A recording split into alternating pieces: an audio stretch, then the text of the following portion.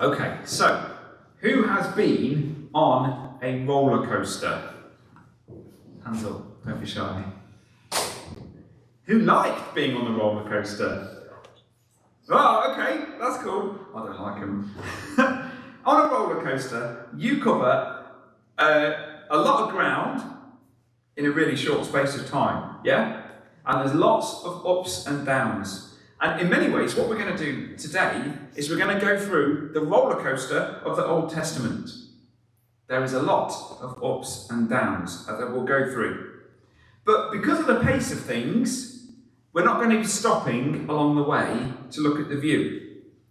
Because you can't do that on a roller coaster, can you? You're just too busy going, ah! So, don't worry today if you don't get all of the details. Some of the things I say might go over your head. But just enjoy the ride, okay? See the big picture. And my prayer this week is that what we do in this Bible overview, both today and in the weeks previous and in the future, will help you see the big picture of God's Word. So, little recap. Oh, there we go. There's a roller coaster. Before harvest, we spent 3 weeks in the very start of the Bible. From Genesis 1, and we got up to Genesis 12, really. Those chapters give great foundations for the rest of the Bible. We're seeing that the Bible is all about God's kingdom. And in Genesis 2, we saw we had God's people, Adam and Eve, in God's place, the Garden of Eden, following God's rules. And so they were experiencing His blessing. But this all came crashing down, didn't it, in Genesis 3, where Adam and Eve turned their backs on God's rule. And so they were kicked out of His place. They were no longer in the garden, and they were no longer under God's blessing. Instead, they were under His curse. And last week, actually, we saw the continuing fruit of this, didn't we, with Cain and Abel, and the first murder in Genesis 4. But all the way through, do you remember, there were glimpses of hope, weren't there? We saw God's abundant grace and mercy with that promise of the serpent crusher in Genesis 3. The way that God continually goes out and reaches out and searches out for sinful people. And just little things like grace in providing Adam and Eve with clothes. But we also see God's grace in the covenant promises that He makes through the Bible. And we saw that in week 3 with those unconditional covenant promises to Abram, who later became Abraham. Do you remember that? Abraham means father of a multitude. And these covenant promises to Abraham revolved around 3 aspects, didn't they? People, land, and blessing. Abraham was to become a great nation of many people. He was going to be given a great land, and through his family line, there would be blessing to the whole world as people came under God's rule. That sets us up for today's roller coaster as we go through the Old Testament, all right? So we've done about 12 chapters of Genesis. We're now going to do about 2/3 of the Old Testament, all right? So we're going to look at it using those 3 headings. Firstly, thinking about God's people. So, God made His promises to Abraham, but with many of God's promises, the fulfillment looked unlikely. Abraham, you see, was promised a family, but his wife was childless. So Abraham took matters into his own hands with a woman not his wife, Hagar. But this wasn't God's way. We, or I, often want quick answers, but God often gives slow answers. But through the scriptures, one thing's very clear: God always knows best. And so, here's a little quiz question. Does anybody know the age at which Sarah gave birth to Abraham and Sarah's son? Well, go on, Hannah. 100. Take away 1. Yes, 99. Whoa, can you imagine her wandering into the maternity ward at 99? Oh, you've come to see your grandchild. No, it's me. So, Isaac is born. We've got an Isaac with us today, haven't we? At the back, brilliant. Now, there's much that we can say about Isaac, okay? How he nearly lost his life and all sorts. But remember, we're on a roller coaster, so there's no time to stop and appreciate the details. Isaac has 2 sons, Esau and Jacob. And through more twists and turns, it's Jacob who receives the family line and blessing, even though he's the younger one. And Jacob has 12 famous children. You probably can't see them on here. One of whom was known to have a Technicolor Dreamcoat. Joseph, of course. Now, through more sin and attempted murder, Joseph survives and he ends up in Egypt, where again, through huge twists and turns and false allegations, he ends up in a position of authority alongside the Pharaoh. His siblings and family are still left in Canaan, but they're hit with a famine and have no food. I just think the whole thing would make a brilliant musical. I don't know what you think. Anyway, we're still in the book of Genesis here, okay? God has helped Joseph to prepare Egypt for the famine. And they are the only nation prepared with the lack of food, okay? And so, in time, Joseph's family, the family line of Abraham, Isaac, and Jacob, end up coming to Egypt to get food. But they didn't know Joseph was there. It's an incredible story. Now, one little detail here, which is very helpful. There's quite a bit of name changing that goes on in the Bible. And so Jacob, at one point, is renamed by God Israel. And that's where we get the name Israelites from. They're all of Jacob's descendants, okay? So, God's people, the Israelites, children of Jacob, are growing in number and are provided with food in Egypt. They're not in God's place, but God's people are getting more and more numerous, so that at the start of Exodus chapter 1, that's the second book of the Bible, it says this: "These are the names of the sons of Israel who went to Egypt with Jacob, each with his family: Reuben, Simeon, Levi, and Judah." I'm not going to sing them. "Issachar, Zebulun, and Benjamin, Dan and Naphtali, Gad and Asher." The descendants of Jacob numbered 70 in all.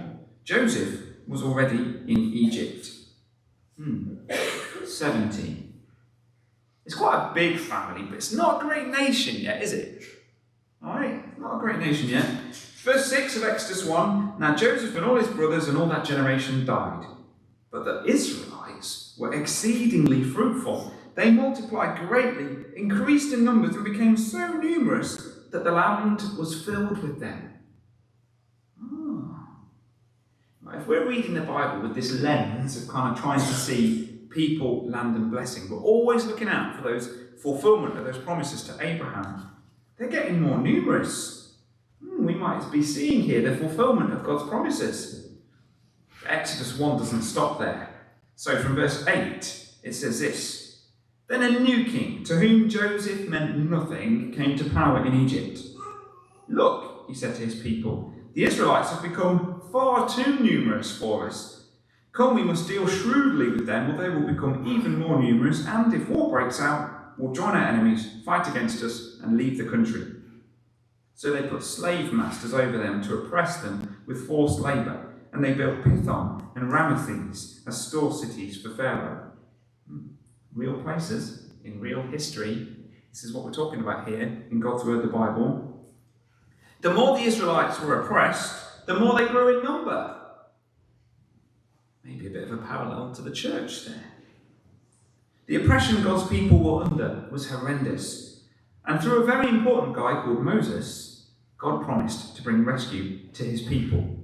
And of course, this is where we get the 10 plagues and the Passover that we see in the book of Exodus, where God's people are set free from slavery to Egypt by God's miraculous rescue through the sacrifice of a perfect lamb, and God's people escape Egypt through the Red Sea.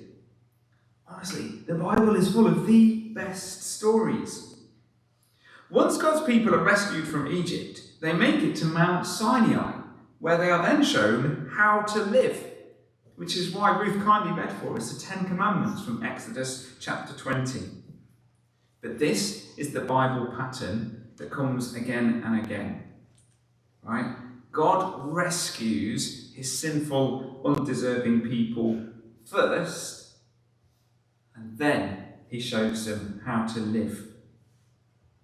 So, God's people, that's the first part. Let's have a think about God's place. Ever since the promises made to Abraham, God's people have been on the move. We've just seen how the Israelites fled from Egypt, And now they're getting closer to the promised land, being in the place God set apart for them. But as you may know, this was no smooth operation. Because of disobedience and grumbling, the Israelites wandered in the desert for 40 years. Should have taken them about 3 months. 40 years. It's a huge amount of time. Now, they weren't in the promised land, but they still had God with them through the pillar of cloud and the pillar of fire, and also through the tabernacle, which we read about in Exodus. Exodus is kind of split in half. You've got the first half, which is the story bit, and then you've got the second half giving the details of the tabernacle, which basically was a special tent amongst the camp where God dwelt with his people. But there were lots of limits around kind of access to and what the tabernacle looked like. More detail on that another time. Interestingly, Moses, not even he could get into the promised land. He also died in the desert, and Joshua succeeded him as leader. Joshua then led the Israelites in taking over the land, also known as the conquest. And taking over a land where other people live, or the conquest, isn't something that sounds easy to our modern ears. Yet, as ever with the scriptures, there's more than one thing going on. As the Israelites took over the land, they were also agents of God's judgment on communities and cultures that were evil. So, Deuteronomy chapter 9 tells us this: "It is on account of the wickedness of these nations that the Lord is going to drive them out before you. It's not because of your righteousness or your integrity that you are going to take possession of their land, but on account of the wickedness of these nations. The Lord will drive them out before you to accomplish what he swore to your fathers, to Abraham, Isaac, and Jacob," also known as Israel. Fascinating, isn't it? These cultures were idolatrous, they sacrificed children, all sorts of horrendous things. So, in time, the Israelites take the land, but not entirely, as they should have done. They don't drive out all the people, so some are left behind and ultimately lead the Israelites astray. But the book of Joshua does end on a high note. So, Joshua 21 says this. There we go. So the Lord gave Israel all the land he had sworn to give their ancestors, and they took possession of it and settled there. The Lord gave them rest on every side, just as he had sworn to their ancestors. Not one of their enemies withstood them. The Lord gave all their enemies into their hands. Not one of all the Lord's good promises to Israel failed. Every one was fulfilled. Wow, that's a pretty good summary so far. So far it looks like we've got God's people that look like they're in God's place. This is what we're looking out for in the Old Testament. But there are lots of twists and turns. And the Lord, I wonder if you could just click on for me, Ed, one please. I'm struggling with this morning. Thank you. The Lord, so where you see Lord in the Old Testament with the capital letters, that's God's covenant name, Yahweh, that we can't really say in our language. So that's why it's written as capitals, Lord. He has been very clear, the Lord's been very clear through Moses, that some of his covenant promises are conditional. So the ones to Abraham are not. That will definitely happen regardless of what everyone else does, people, land and blessing. But this land that the Israelites inherit, for them to keep it, they need to obey God. If they don't obey God, they will be kicked out of the land. More on this next week. But just clock that this part of the covenant was conditional, depended on how they acted. So, can God's people, who are in God's place, follow God's rule? Well, enter the book of Judges. And it's a shocking read. This is genuinely one of the most shocking books of the Bible. Okay? Judges tells us the story of the Israelites in the Promised Land. And you think, this is going to be brilliant. We've got God's people in God's place. They promised at the end of the book of Joshua, as for me and my house, we will serve the Lord. This is going to be brilliant. Yeah, honestly, it's one of the most horrendous books in the Bible to read because of people's sin. The people don't heed the warnings of Moses and Joshua, but rebel against God's rule in really terrible ways. So they rebel, and then that means that they're oppressed. They have a really hard time. And so they call out to God for rescue, and God sends them a judge to deliver them. It's like a circle, right? But apart from in the book of Judges, things get worse and worse. So it's a downward spiral. By the end of the book of Judges, it says this in the last chapter, Judges 21, verse 25, "In those days, Israel had no king. Everyone did as he saw fit." No! That's not how we're supposed to do life. Just doing what we think we're supposed to do. We've already said this at the start of our communion service, haven't we? The irony was, of course, that the Israelites did have a king. It was God himself, the Lord. But they were rejecting his rule, following that pattern of Adam and Eve that we've already seen. It looked as though God's people were living in God's place, but they weren't following his rule. The greatest of Israel's judges, Samuel, came along, and he was good, but he appointed his 2 sons to follow him, and his 2 sons were evil. And so the Israelites asked for a king. Okay? And they asked for a king because they wanted to be like the other nations around them. And that's so sad. The Israelites were to be a light on a hill. They were meant to be a blessing to all the nations, not to be like them. Anyway, the first king who was appointed was Saul. Not the Saul of the New Testament, who became Paul. This is a different one. But he was a disaster, because he tried to do things his way rather than God's way. So then we're introduced to King David. He came next. And then his son, King Solomon. And it's under these 2 kings, David and Solomon, that things look closest to what things were like in the Garden of Eden. So I've got a little diagram to try and help you with this, okay? Joel, could you help me with this? I say little diagram, it's actually quite big. Right. Thanks, Joel. You put 2 hands on that side. Hello. Yep, perfect. Right, stop there. Okay, so we had the Garden of Eden, right? Everything was looking good. But then we had the fall, where Adam and Eve rejected God's rule. And so everything went, crashed down to the bottom. Then we had the promises made to Abraham. Remember those covenant promises just here? And so things start looking up as we look for the fulfillment of those promises. We had the Exodus, law, conquest, and now we've got the monarchy with Saul, David, and Solomon. And under Solomon, things look good. It's like, we've got God's people in God's place, looking like we're following God's rules. Solomon built a temple, all looking good. In a moment, we're going to see how Israel's history declines. And I haven't finished it yet, but there's more to come. There's more to come. Thanks, Joel. Brilliant. Basically, with all those promises to Abraham, we're looking to try and get back to Eden. Thanks, mate. That's perfect. But as we'll see, through the kind of arc of God's story, the Bible, things end up better than Eden, amazingly, but that's for a few weeks' time. So, there we go. So things look the best they ever looked under Solomon, okay? Even though he ultimately turned out not to follow God's rule with all of his heart. It was a bit of an understatement in the video when it said he was a ladies' man, because he had literally hundreds of wives, not just the 1 or 2 on the side, but literally hundreds. Following Solomon comes his son Rehoboam.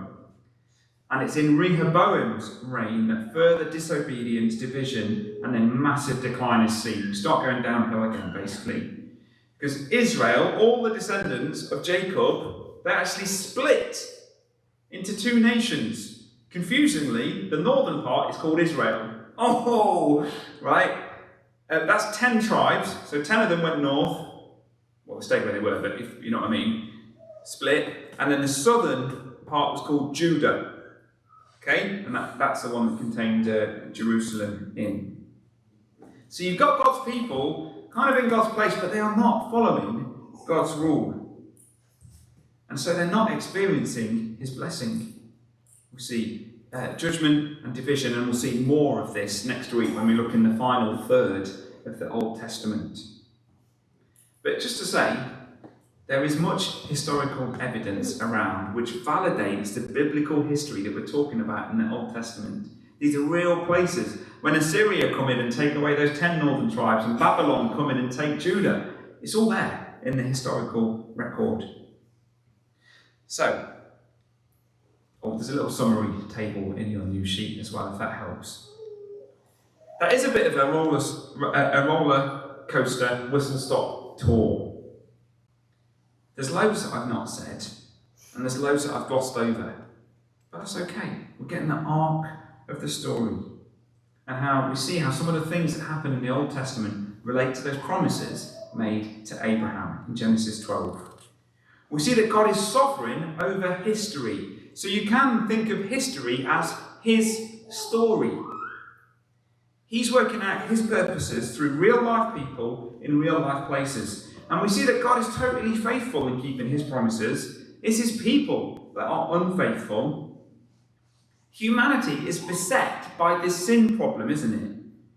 Despite God's kindness, without God's intervention, we can't be his people, we can't live in his place, and we can't follow his rule. We're looking for a new Adam, aren't we? Someone who can put things right once and for all. And we'll see more about that in the coming weeks. But as we're celebrating communion today, obviously we have a big signpost to the Lord Jesus, who's the one who gave his life for us as the perfect lamb, so he could take on himself all of our sin and give us all of his righteousness. It really is the most incredible story. So I'm going to give you a moment just to pause and think about that. And then in a moment, we'll have our intercessions. Now, just with our intercessions, Charlotte was down to do that, but she's... Ed's doing it. Brilliant. Is that all right, Ed? You're on for intercessions? Perfect. So we'll just have a moment of quiet, and then I'll hand over to Ed.